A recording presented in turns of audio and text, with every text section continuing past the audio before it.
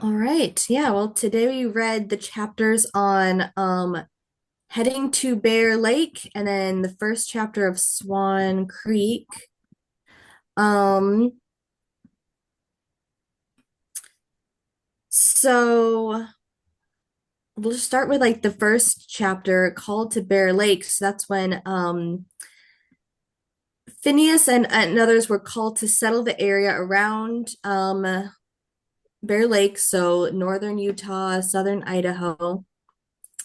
And we hear a lot of different things about weather. A lot was a big issue, a big concern there while traveling there and try to build homes there and just living there in general. There were some conflicts with Native Americans up there, including and they had a but then that treaty got broken, which led to some issues. And then we also start to hear some issues about polygamy.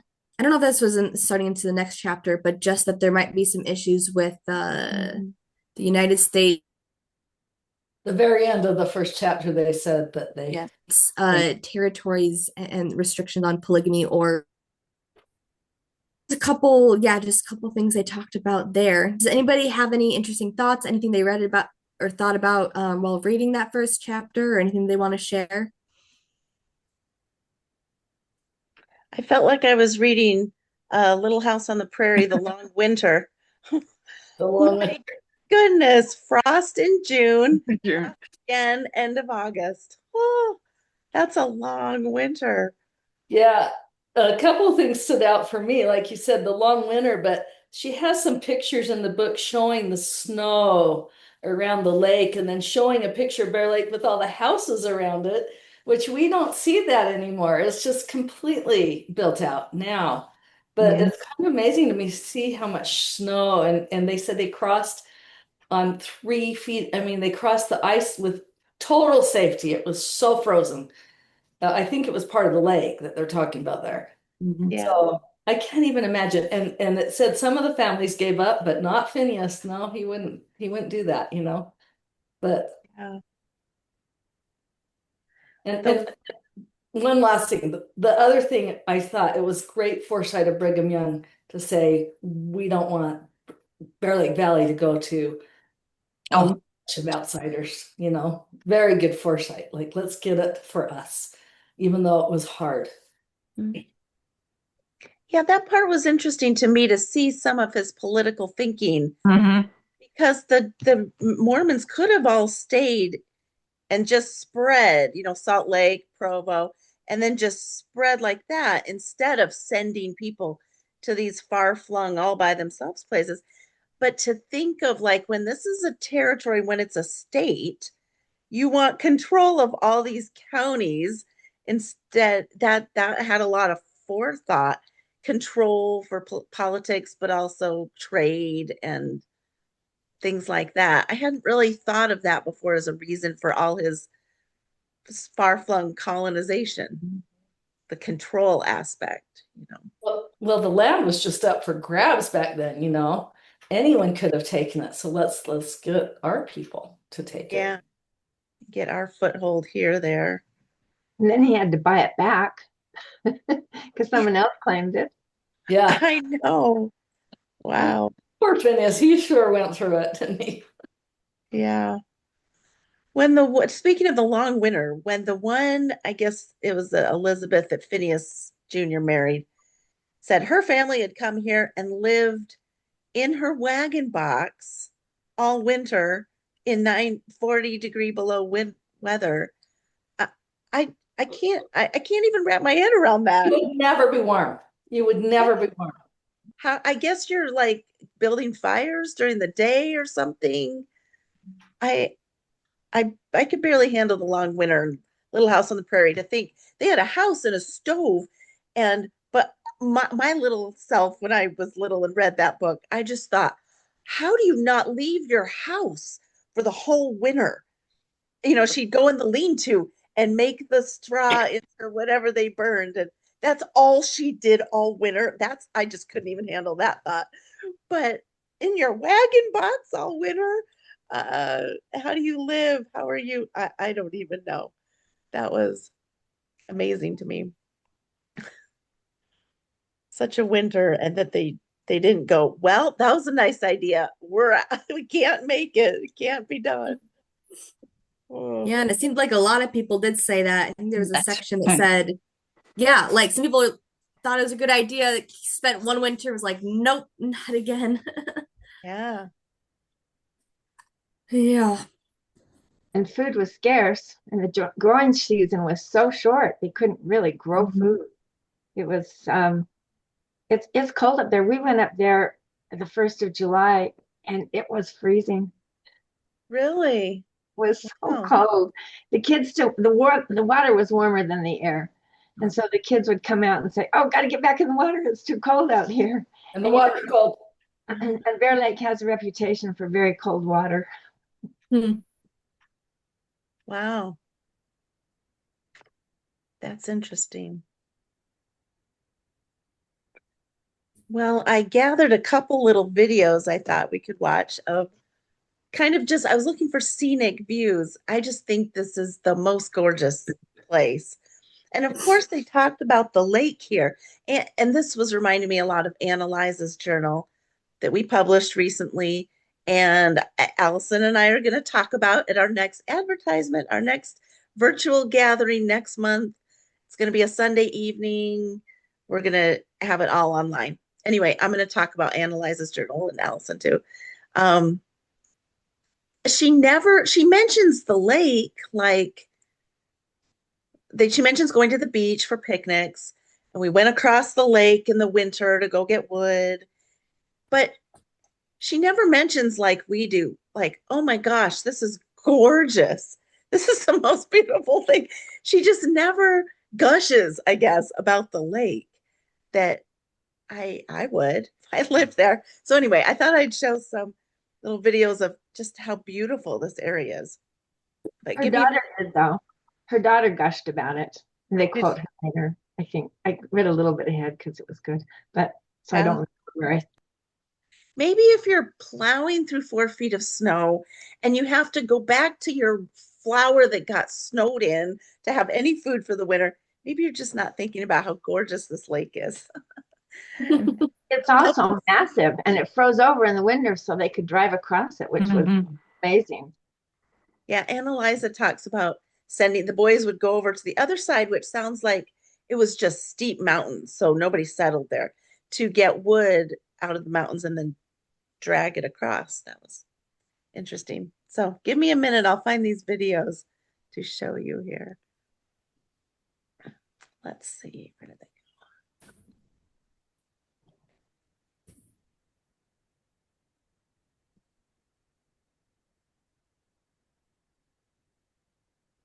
Yeah, be sure to share sound as well. go? Yeah. Some of these were from, here's one called a summer promo for Garden City. Some were real estate things. Hold on, let me get it ready. There was also a part in, I think, page 217, where he talks about shoes. And that Mhm.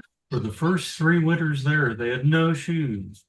So when the Mhm. shoemaker came, it was amazing to be able to Mhm. have a pair of shoes. And he Yeah, we have talked no about idea. the soles of the shoes being attached to the upper part of the shoe using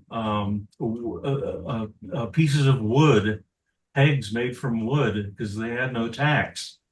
Usually the sole would be attached to the upper with tacks, but they didn't have it, so they used wooden pegs. And it was such a wonderful thing that finally they had shoes. I know, amazing, huh? All right, let me share this. Oops, share this video here. Oh,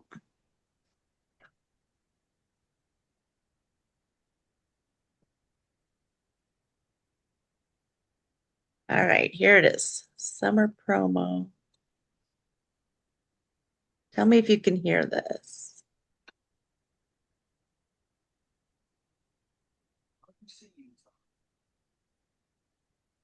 I'm not hearing anything. No? Okay. Oops. Marcia, after you press share, you have to push share. Before you press share, you have to check the box that says share sound. Yeah, I don't see that here. Oh, there it is. Okay.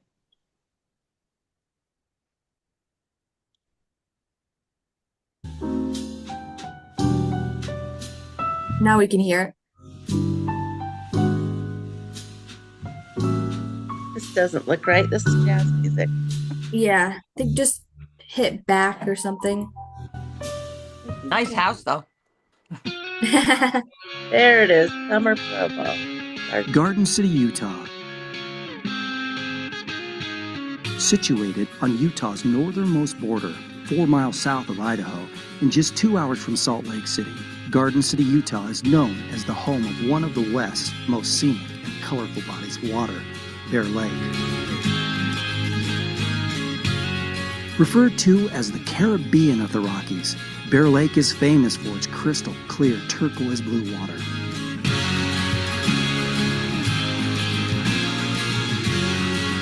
As a result of its unique beauty, it has become one of Garden City's feature attractions and a mecca for water sports enthusiasts from around the world. At 20 miles long and 7 miles across, it provides acres of sandy beaches and open space for all kinds of water sports and beach activities for families large and small. Beach access is easy from several different locations, including the picturesque boardwalk located at the city park. The 2-minute walk crawls through beautiful wetlands to reveal the iconic blue water. Between the summer months of June and August, the small town of Garden City transforms into a bustling vacation hotspot, and yet still unmistakably maintains its small town charm. And though Bear Lake is the driving force behind most of Garden City's visitors, is the dozens of other activities that keep people coming back for more year after year.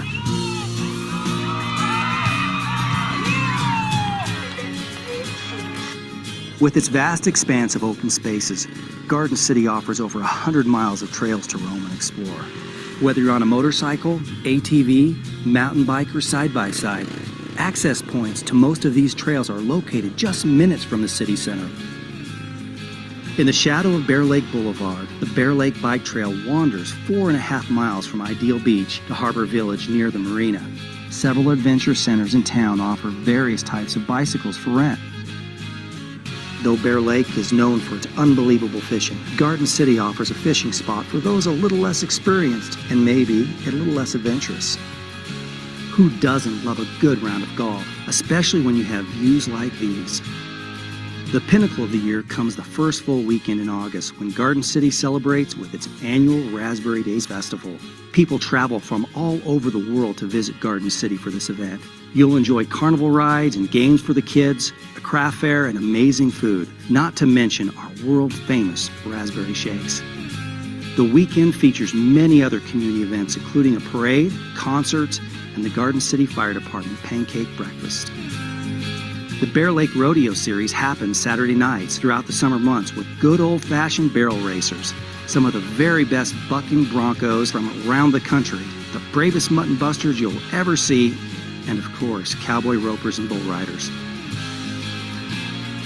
There's no better way to spend a warm summer night.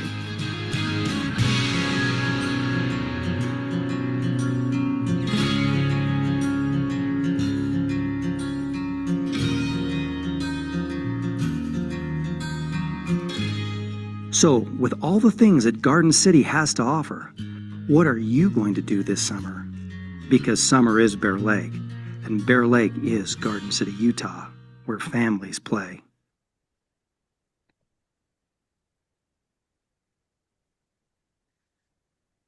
Well, Phineas and family would probably be amused that, come play here.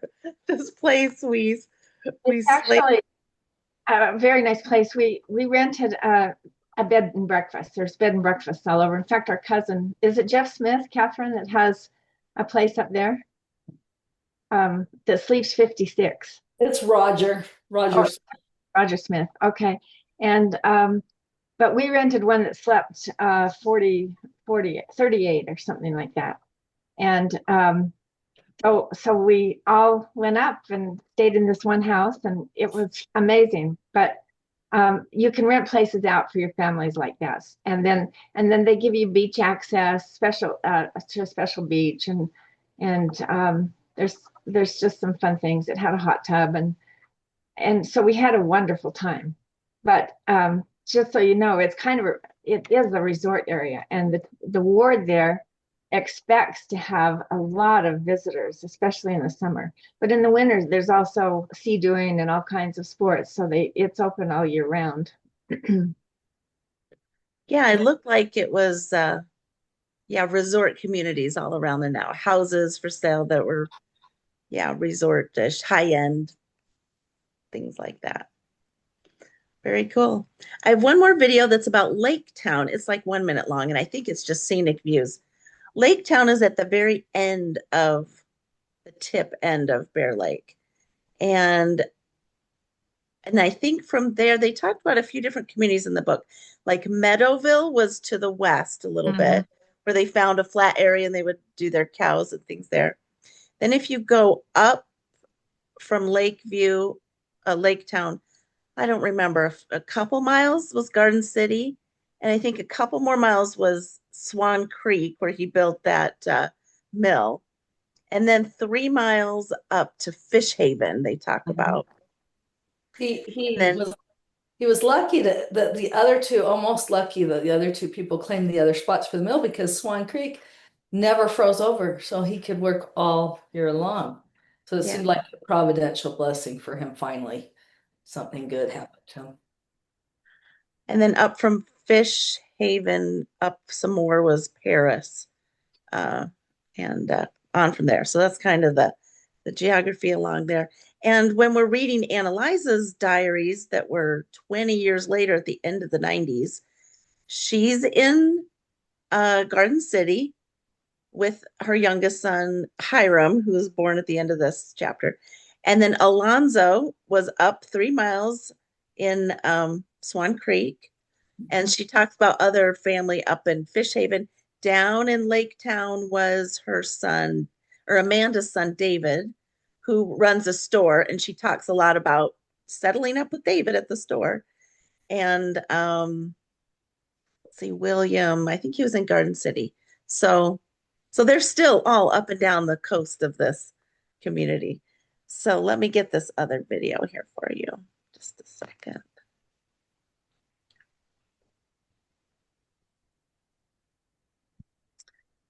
This one is called Golden Hour at Lake Town. It's just a minute long.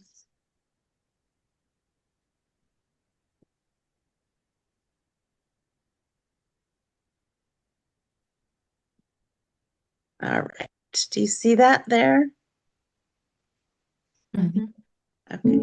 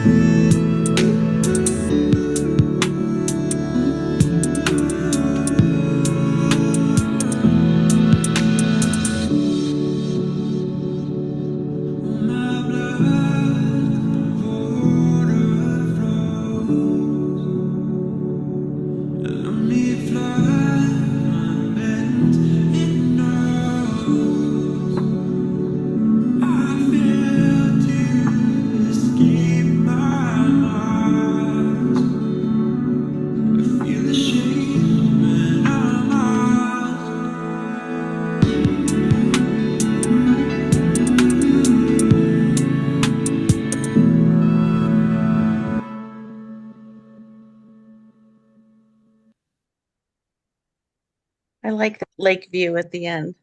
You can tell that was flatter area and better for farming, big farms, stuff like that.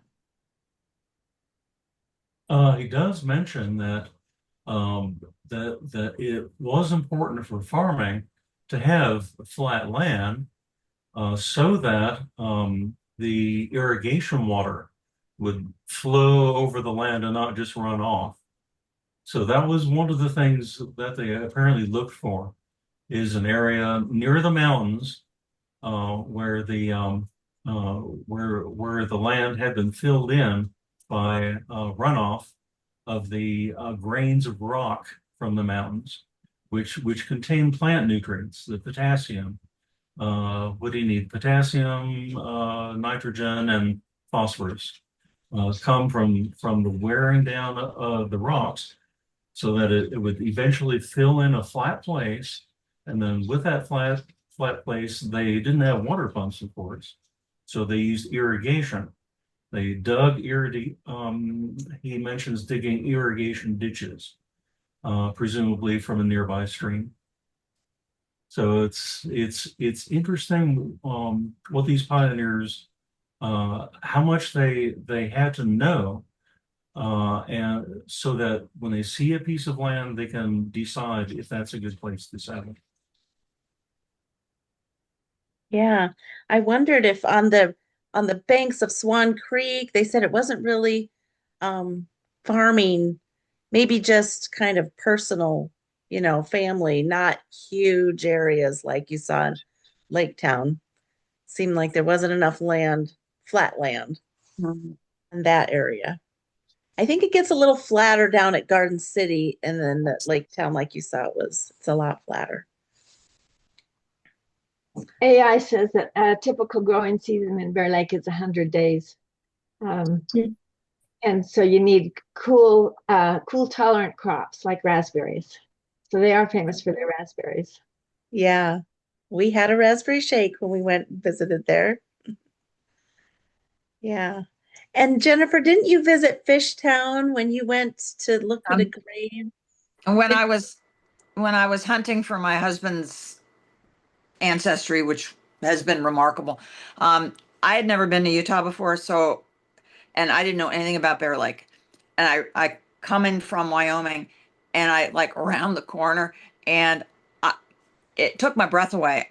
I had never heard of it. I didn't know anything about it. It was so stunningly beautiful.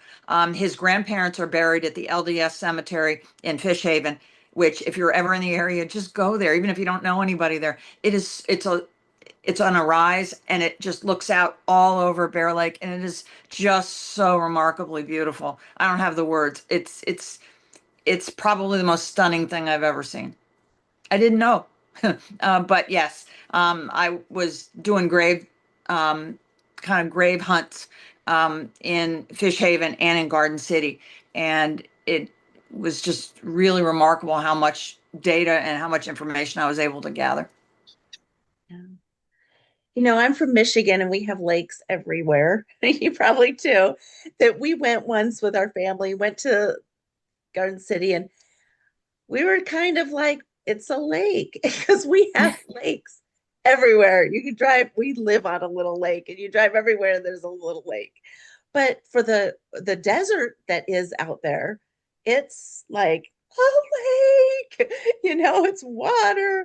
How remarkable it was to have that kind of resource, and all the fish they got from there. I mean, it was just a one of a kind place.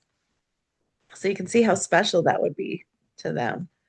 Really, one of the reasons they didn't start because they had fish. Hmm. Yeah. And they Imagine could the sell price it. too. Yeah. And they could sell the fish to Salt Lake, he says, in the book says, for a good price. Like Yeah. that could be their cash crop. And Yeah. they couldn't get enough wheat. And yeah. Yeah, I don't know if this is a little ahead, but one man walked to Logan and bought 2 big bags of ground wheat, I guess, and carried them back, one under each arm, walked because they were hungry. It was, Yeah. I wondered about that story. I thought, what on earth? That's a long walk. But yeah, they're They Phineas was painted as a jack of all trades. Like that guy could engineer anything. He builds his mills and he whips up these houses and fixes everything. I couldn't really wrap my head around how that they described the mill being created with the two stones or the iron thing that he got and how it milled. But it was that's cool. I can't really imagine it, but apparently pretty cool and how necessary. I like the part where they said, we took a payment of 10% when they would bring their flour to be milled, their wheat to be milled. They take 10%, but then so often they'd get snowed in. We had to house them and feed them. We barely made any money. And Aunt Eliza and Amanda were always cooking for everyone and Indians too, and always had full houses. And yeah, I I thought could. it was, yeah, sorry, I thought it was interesting that he did get a good reputation, that his wheat was good. He said, someone said, the meal is rough, but the wheat is great, or something like that. So, Yeah. Let's see. Wendy's trying to get on, so I'm going to give her the link so she can get on. The millstones, according to my understanding at least, which is poor, have a hole in the center of it. So that's where you put the grain in. And then the surface of the millstone has ridges that are curved. And as you put the grain in the center, the turning motion of the millstone causes the grain to go down those grooves. And the curving shape forces the grains to be ground. If it was a straight shape, they may just flow straight out, but they were curved. So that's the mechanism that causes the grains to be ground down into flour. That's my rough understanding of how a millstone works. Yeah, Yeah. there's a picture of it. Well, of one, I guess, in the book. I think on page 220, I see. But yeah, it's just like you described, all the grooves in it, and it lets um the grain that's being ground up into wheat to go down in the center. Yeah. Interesting. Mhm. I think he also mentions that he bought so a worn out millstone made of iron, right? Right. Yeah, And a burr mill. a burr mill, yes. Same design as a granite millstone, but Mhm. apparently it did a much better job at turning wheat grains into flour, even though it was worn out. Yeah. Yep. And then didn't the cow make off with the that was a rake. Some really nice rake they would with iron or wood tines, and the cow made off with it, ran all the way up to Swan Creek and into the house and flopped on Aunt Eliza, who was sick in her bed. Ah, good pioneer days. Lost a good rake over that. I think that was a horse. Horse that took off Mhm. with it. Yeah. Pony or Tried to get into bed. Yeah. yeah. It was Oh funny. It was in goodness. the bed there. What? Yeah. Speaking of the women home alone, I loved that story about the women. They left the women all back. I can't remember where Phineas was gone to, and they were scared about the Indians. The Indians came and left their rifles, and that seemed fishy to them, like they were gonna raid them or something. And so the Pony Express kid came through, and they're like, "Yes, you saved us. Go tell Joseph Meservey to come." And the Indians came and saw him there and scared him off. So the women weren't scary enough, but I guess a man sitting there. They didn't mess with him. A man with his gun. Yeah. I wonder if the women knew how to shoot. I've been watching Yellowstone. That's all my knowledge of the West comes from Yellowstone. Allison.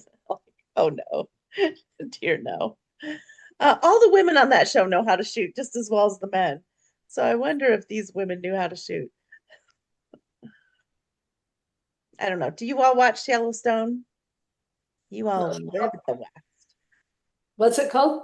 Yellowstone? Yellowstone. Oh no, I've never seen it. No, it's a story, it's self-fiction about Montana, but I heard it was filmed some in Utah.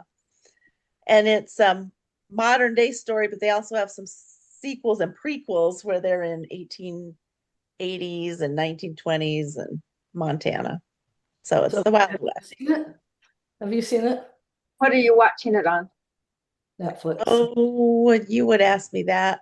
I don't know.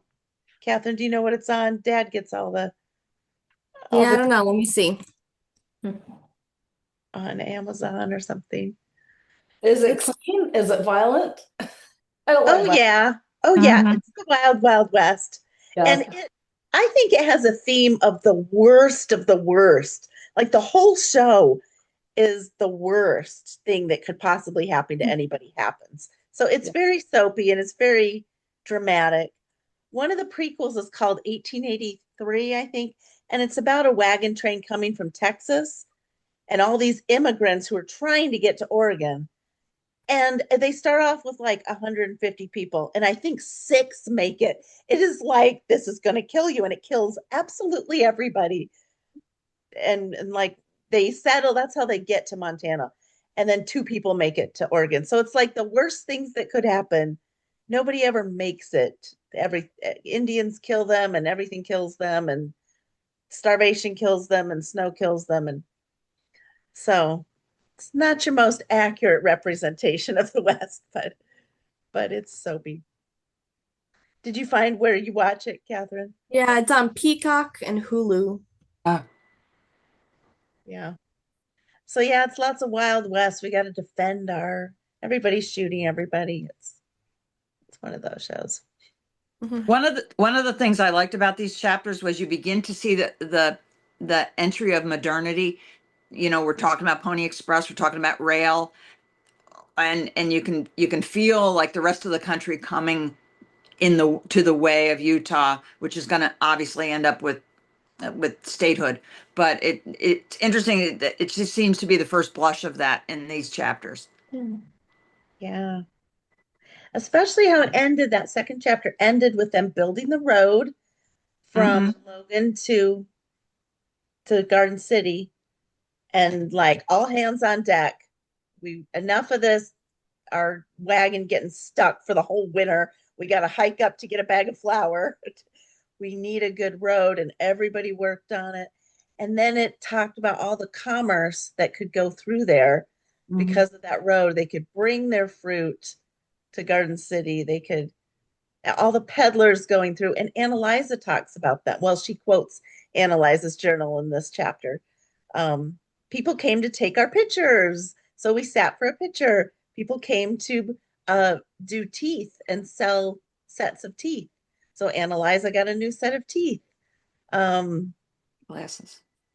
Glasses, yeah. How they traded them for glasses. So yeah, the modernity, the creature comforts, shoes, things like that. We're coming in. Well, we certainly have life easy today compared to what they went through. Yeah. Our barefoot days are by choice. Our beach days in the sand. Well, it feels like all the cast, this is how I felt about Annalisa's journal too. The whole cast of Phineas's life ends up here. That we get Annalisa and her family, and Amanda and her family. Catherine, we got her at the end of this chapter, passing away. But we get her son in Annalisa's journal, comes to live with Phineas after she dies and grows up with the other Cook boys.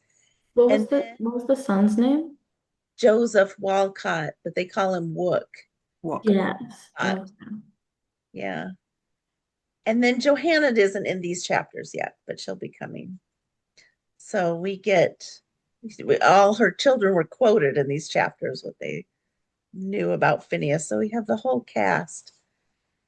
In Annalisa's diary, she talks about Joseph Meservey that was mentioned in this chapter, how he comes to visit. And by now, her daughter, Augusta, was dead. Oh, that was so sad how she died. I knew that she died from the diary, but in this chapter, she died by slipping at the well and like conking herself, and the baby died. And that was so sad. Then it Yeah. talked about her little girl that was 2. I hadn't realized that Annalisa raised her.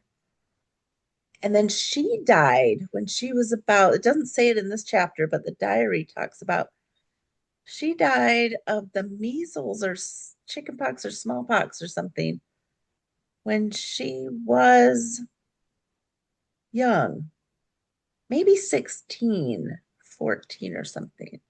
Well, she had some disease that caused some serious eye problems and other things, and whoever wrote Yeah. about her said they felt really sorry for her, but the granddaughter loved that aunt or whoever wrote Mhm. Yeah, that was sweet. So Scarlet fever, I think. Mhm. Scarlet fever, yeah. That sound like a half sister. Yeah, half sister. that's what took Mary Ingles' eyesight too, scarlet fever. You must have really watched that show. I love those books. I read those books 14 times when I was a kid. 14. I don't know why not 13 or 15, but 14 times. You remember. I do. I would finish them and go, well, it's time to start again. I got to read them all. I loved them too. Went to all those homes as we went east one year. Yeah, I visited a couple. So Annalisa talks about Joseph Meservey coming to visit when Augusta was dead, and the baby was dead, and the daughter was dead by then. And so Joseph was her connection to her daughter and grandchildren. He came through and visits their graves, which we had a picture of their grave in the book, in the diary book. And then he left. I hadn't realized he had been married again already, because he then leaves and he goes on a mission, but they left wives when they went on missions back then. And she writes in her diary, I don't know if I'll ever see him again, which seemed really sad, because he was her little connection to her daughter, grandchildren.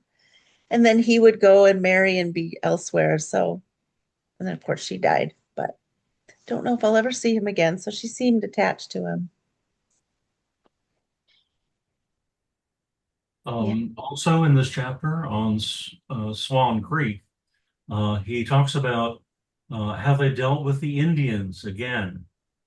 And it seems that they had 3 choices. You could go to war with the Indians, which people would die and houses and fields would be burned. Or you can leave, go somewhere else, which they've done that, apparently more than once. Or they came up with a new idea, and that is feed them.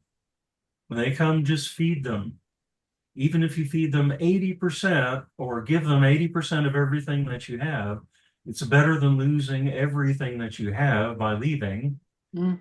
It's certainly almost anything is better than warfare.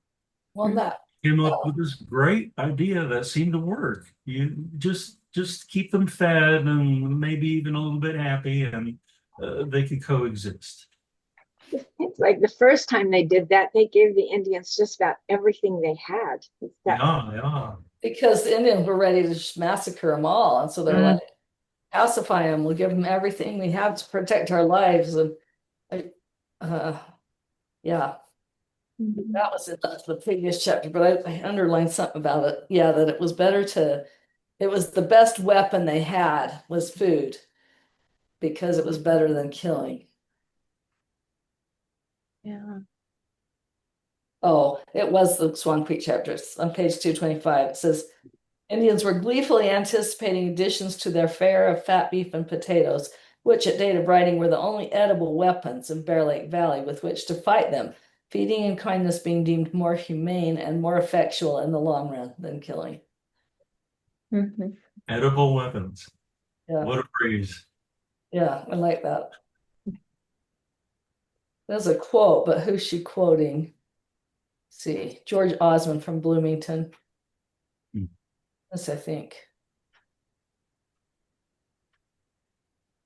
And Yeah. they said elsewhere there were 3,000 Indians gathered at Lake Town. So they couldn't have alone fought them off.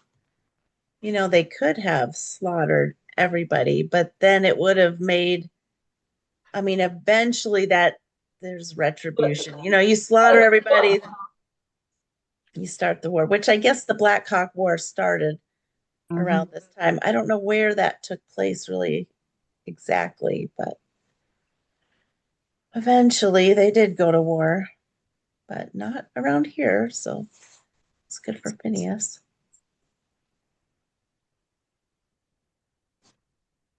I thought it was interesting about where the Wolcott name comes from, and that Brigham asked Phineas to do the baptisms for for that man. I'm trying to find his name. For Oliver Wolcott, Yes, yeah. to do that, and he had already done that work in 72 when President Woodruff got the vision to do the work in St. George. But Phineas had taken care of it. You know, I think we've learned from uh, Bryson Cook is doing research on Captain Daniel Cook in Connecticut and the Revolutionary War. He's going to talk about that at our gathering next month. Another little tease for our gathering. He's done some, but he thinks that Phineas's grandfather's grandfather, Daniel Cook, who fought in the war, fought, he thinks, it's not proven, but thinks he fought under Oliver Wolcott. And he was a big name in that area of Connecticut. So I think that's why he named him that and had that connection to Oliver Wolcott, who was a famous American, but real famous in Connecticut. And Phineas must have latched on to that. Mm-hmm. So yeah, I think that's why they did his work and felt named their children that from that connection.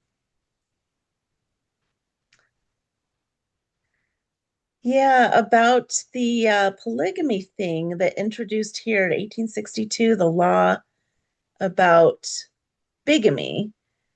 They said bigamy was outlawed, but not cohabitation and not adultery.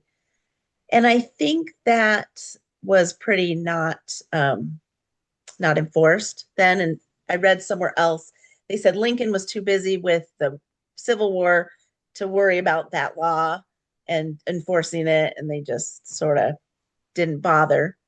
Because later, 20 years later, in Annalise's diary, she just mentions at the end of one entry, oh, it's good weather. We picked this. Alonzo was arrested today. You're kind of like, wait, what? Her son Alonzo was arrested. She doesn't say what for. I think it went without saying. It went without saying what he's arrested for back then, cohabitation. So come 20 years later, they had new laws where cohabitation was the sin, was the crime. Because bigamy, you had to prove there's two marriages.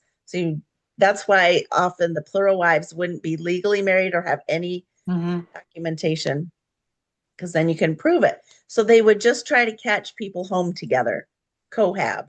They call it just cohabitating, and then they could arrest generally just the men. So Alonzo got arrested. He was back plowing his field pretty quick. So I don't know how that happened. But Phineas spent 6 months in jail, and that's why he moved. He was pretty old too, like in his 60s, which is old for them. Seems young now for me. It was old for them. And he spent 6 months, and that's why he took his family, went to Wyoming.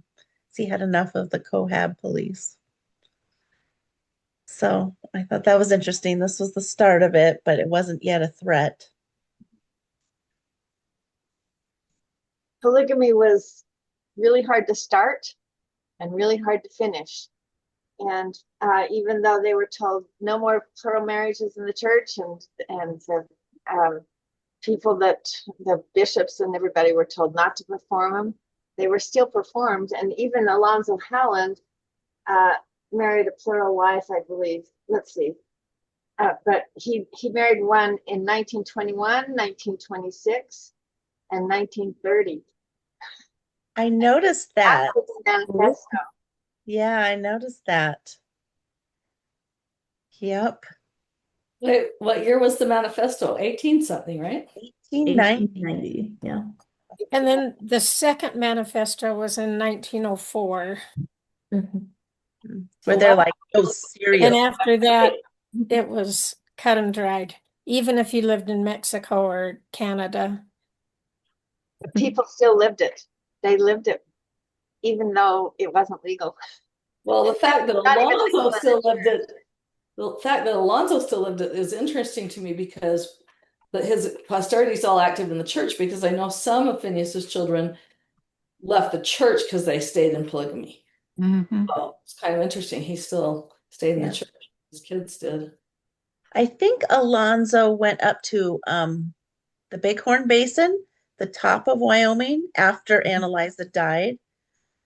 A couple of her children did. And I read a book about that area, Lovell and Powell, Wyoming, up there, that it was kind of a safe haven for people who wanted to keep practicing polygamy. It was way up there in the middle of nowhere, very hard to live there, and they could keep going and doing what they wanted to do, and nobody really bothered them. Police or church, or it's hard to get to them. So I think that's how he got away with it, how many in that community kept going. I wonder how underground they were, but I think that's how. Interesting. Yeah, I think some of them just really felt like, no, no, no, no, we were supposed to do this, Mhm. and just on with that idea. But yeah, his son, then Alonzo Laker Cook, didn't continue the idea, and others of his children. So I wonder how much he taught his children. Well, I'm supposed to do this, but you're not. Or if he did, or if it went without saying. I just wonder how that conversation went. You know, I don't know. Yeah, it was Uh, interesting. Oh, sorry. Go ahead, Elliot. there is some writing here. He says on page 223 that PW Cook wrote a letter to the president Yes. trying to explain, why the president shouldn't sign this new law to prevent plural marriage and the like.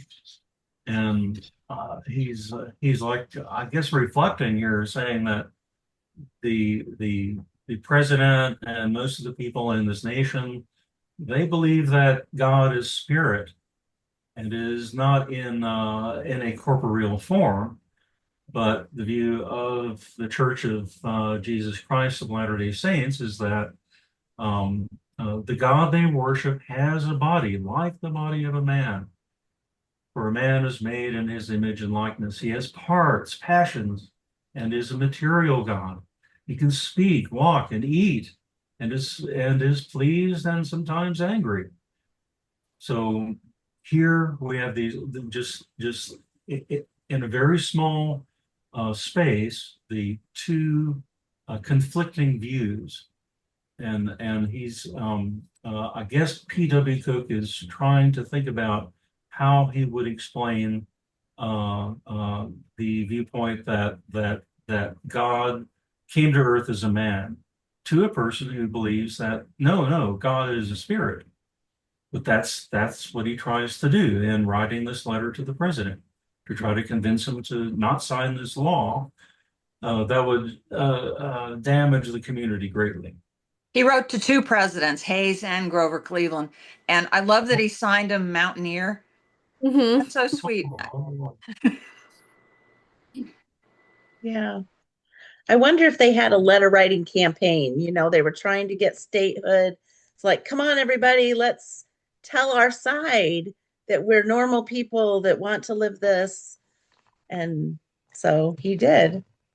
I'm just guessing they encouraged people to do that.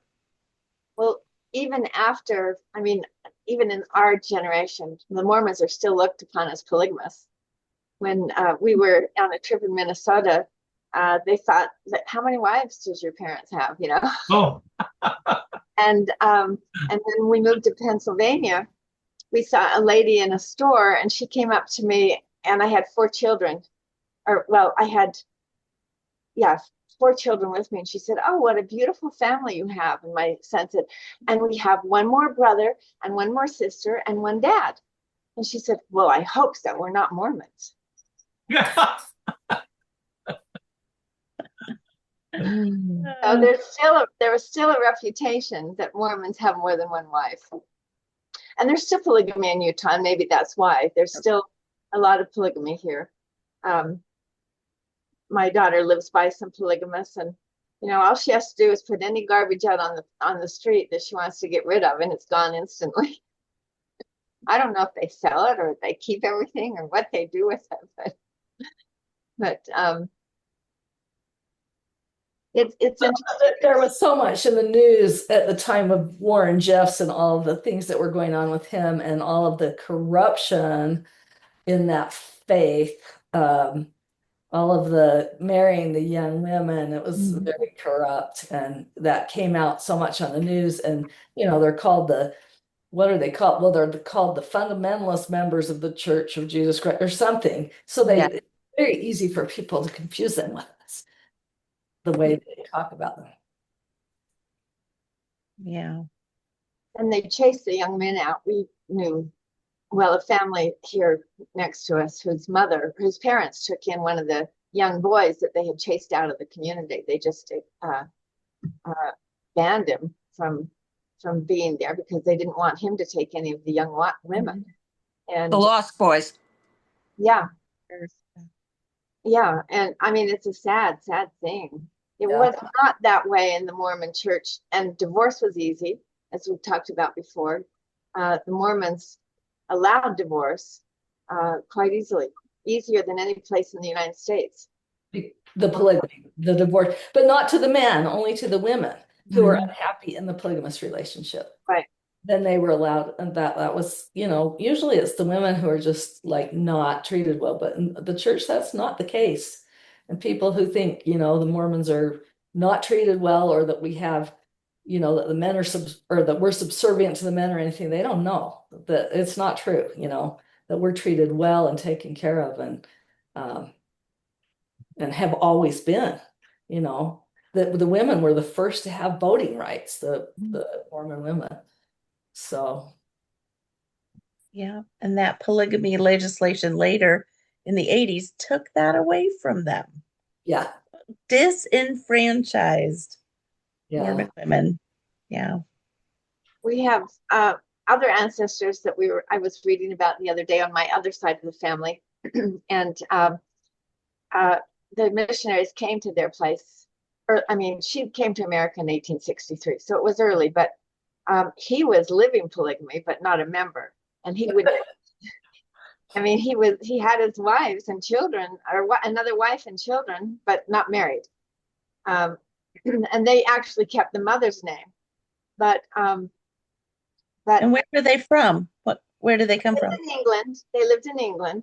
He never accepted the church, but she did, and he did allow her to go to America to gather with the saints.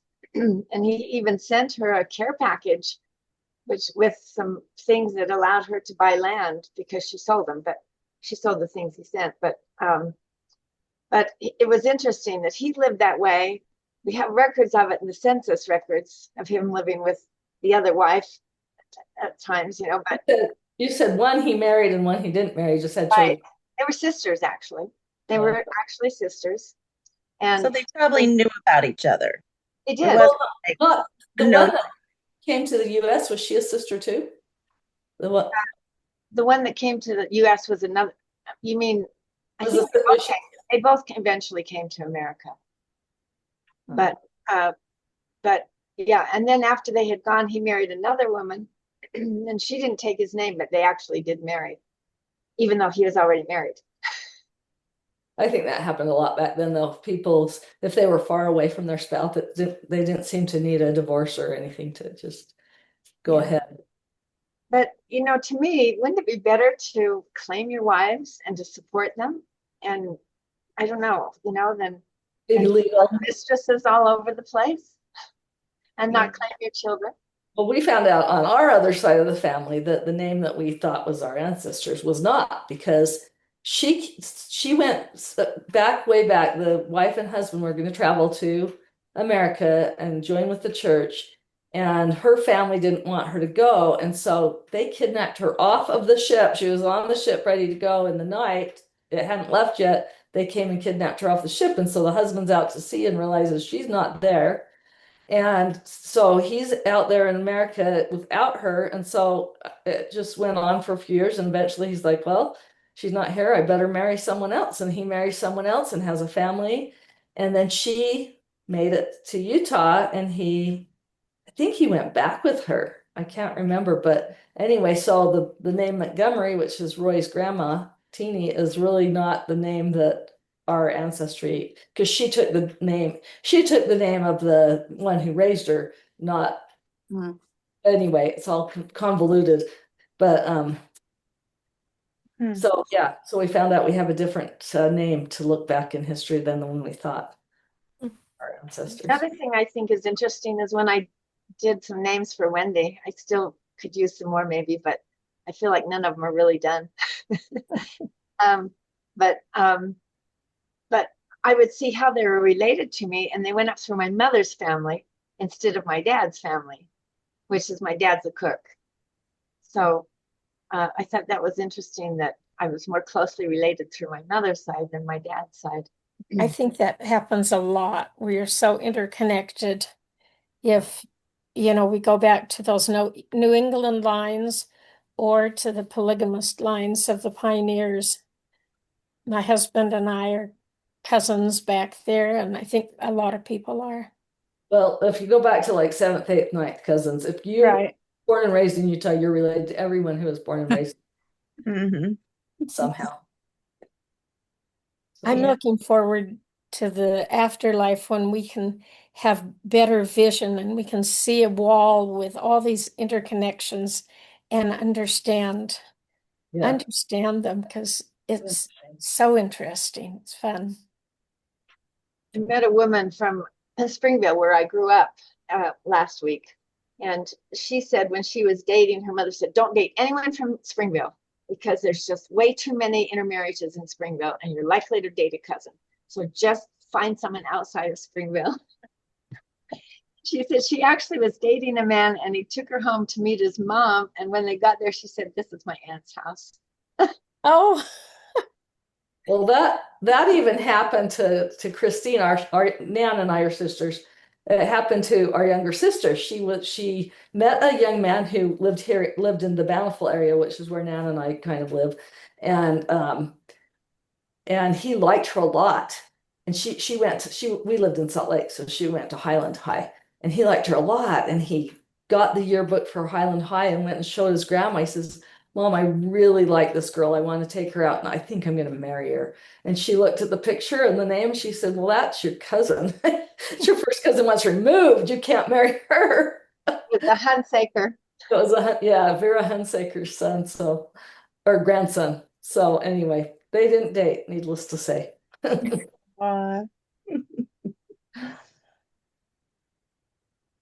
Interesting that there's first cousins I don't know, and of course I'd never met Marcia. She's my first cousin. This was not actually, it was actually his great aunt's house, her great aunt's house when they got there. Yeah. So they were first cousins or second cousins, probably. Which is still kind of close. My kids dated a couple couple of people they found out eventually were third cousins, and it weirded them out, and they broke it off. So. We were just looking that up, weren't we, Catherine? That I think it's legal to marry second. Yes. Definitely illegal to marry third. My cousin married her fourth. They didn't find out till after they're married. Yeah, a lot of times they don't know, because I've heard of that often, that they're third cousins and they don't know. Yeah, wouldn't know my third cousin. Our nephew was born with 6 fingers, and this one was just a little one. They tied it, but they said it was probably from intermarriage. Back, or from earlier times. Well, he's related actually to our brother-in-law's related to the Smiths through Joseph Smith Sr., not Joseph Smith, but Joseph Smith Sr. So one of us. And I guess there was a lot of intermarriage in that family line for a while. So yeah. I guess more than second cousins, there's not much of a genetic problem. Yeah. Well, there are some places you can marry your first cousin. That's legal, but Yeah. Why? Yeah. It's a bit much. Yeah, our nephew married, so we have Osmonds in our line, right? Some of us, I guess, maybe not all of us, but so my nephew started dating Amy Osmond, who's Wayne Osmond's daughter. And he says when he wrote to her, it was long distance, so he kind of sent her an email. He says, my friend says we should go out, and I think we're cousins, or we're cousins or something. And she's like, why would I want to date my cousin? But they started dating, and she broke it off because he looked like an Osmond, and that was weird. And when she said the first time she kissed him, she felt like she was kissing her cousin. And they're related, but they're like fourth half cousins because they have the same great great great grandfather, but a different great great great grandmother. So Yeah. they did get married. So Got to get out the pedigree charts to see who you can date. All right, we're good. But no, yeah, you better use families around you if you're gonna, or relatives around you if you're gonna date someone in that area. oh dear. There's also a sidebar on page 223 that explains something about Phineas Wolcott that I hadn't heard before. It says Phineas believed that polygamy was required for the highest degree of celestial glory. I had heard that when I was young, that in the celestial kingdom you would be polygamous, but not anymore. They don't preach that. I thought when I read that, I bet at the time they were the leaders, church leaders, like even your ward leaders, like Phineas was a bishop previously, on up would have been strongly encouraged to be polygamous. And so to encourage people, I'll bet there was rhetoric around, your salvation depends on you following these commandments, that probably led to, well, to get in the celestial kingdom, you have to be polygamous, where it if you look at the church wide, it clearly wasn't true because more than half of the church never practiced polygamy. So, but which is supported by these church leaders saying, no, not quite.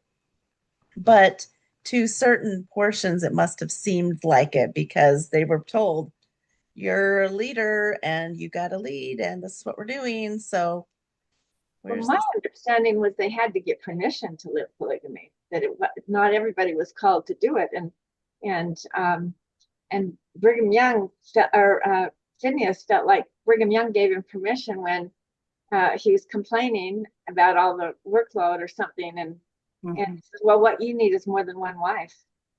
And so he thought that was permission for him to go ahead and take another wife. But he also, when he first heard about polygamy, I think he was still in Minnesota, he was really upset about it, and he had a dream that saw himself as a polygamist. Yeah. And accepted it. And felt like everything would be okay. So, yeah. Yeah, but they were definitely encouraged. Church leaders were definitely encouraged. If you're in the leadership, you needed to lead by example. Yeah. So and then it was, the more devout people were called to church leadership. And so they were encouraged to do this. So it was the more devout thing to do. It would have just filtered down well, though. If you're going to be a good Mormon, you got to do this. So I could see where they easily made the leap to, well, you have to. Everyone has to be saved. Maybe I said this before, but one of Bruce's relatives, her husband came to her and said, well, what do you think about me taking on more than one wife? And she said, okay, but I get to pick her, and it's going to be so-and-so. And he said, Never mind. I think I'll just keep one wife. Yeah, interesting. Well, big commercial for next month on the 17th.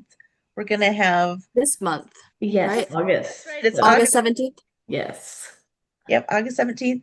We're going to have a talk by Bryson Cook talking about Daniel Cook, new information he has uncovered since being in New England on his mission. He's serving a mission at Joseph Smith Birthplace, Oh, and wow. he has visited Goshen and some archives that are not online.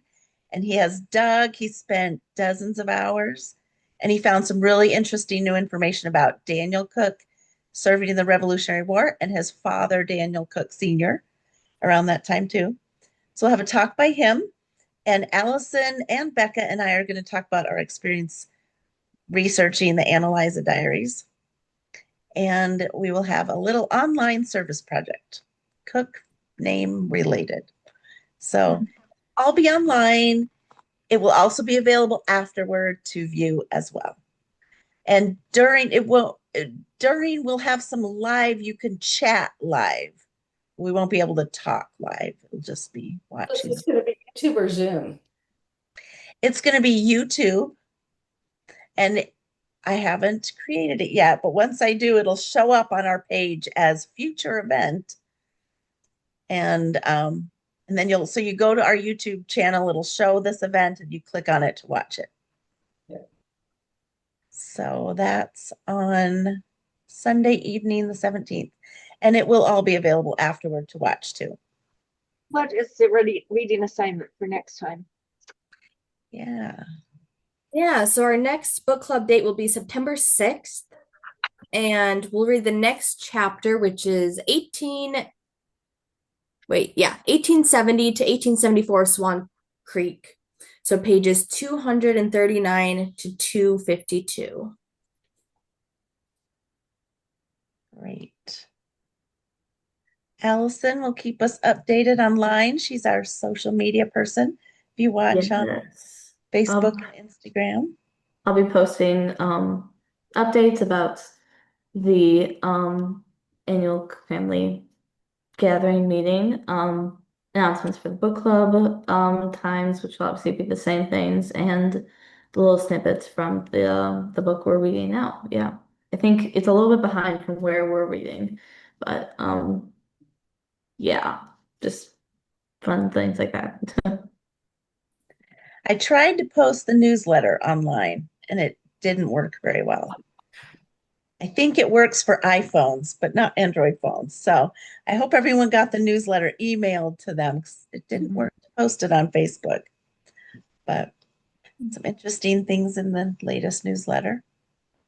So if you have family members who'd like to get it emailed to them but aren't, let me know. I can add them to our emailing list. Marcia, I was very sorry to hear about your diagnosis. We're praying for you. Thank you. Thanks. I appreciate that. I just found that I have, for those of you who don't know, 2.5 years ago, I found I had a cancerous tumor in my lung. It's not technically lung cancer, but it's a very rare, super weird blood vessel cancer. And I had it removed and I thought that was the end of it, but it's not. It's come back this winter, and it's in the pleura of my lung, which surrounds my lung. It's a very not good place.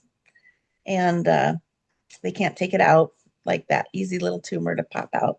The tumor was only like 3 centimeters, a small little thing.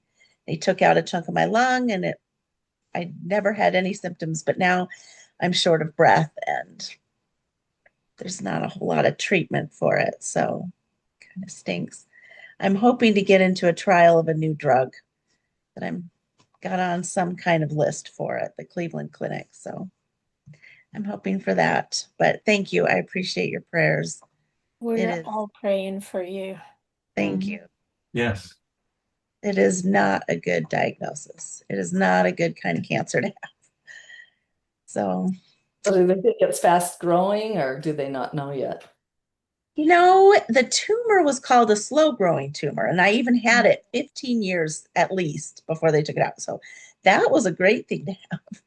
But when it's in the pleura, it's not great. I think the tumor just didn't cause any problems, but the pleura, it makes the pleura stiff. It thickens the pleura. And that's why I'm short of breath. It's just hard to breathe. And I think that will cause problems. And I don't know about how fast it will grow. I think I've caught it early, you might say, because I was thinking about this, that if I hadn't found this a couple years ago, which I found really miraculously, um, I didn't have any symptoms, and just to find out what it was really a miracle. But if I didn't know what it was, now that I'm short of breath, they went, "Oh, you're kind of cancer." But if I didn't, I think it could have been a long time to figure out what was causing, if this is what I first encountered it. Anyway, I like to think I've caught it early, but the prognosis is not good. It's measured in months. Um, maybe a few years, typically advancing cancer.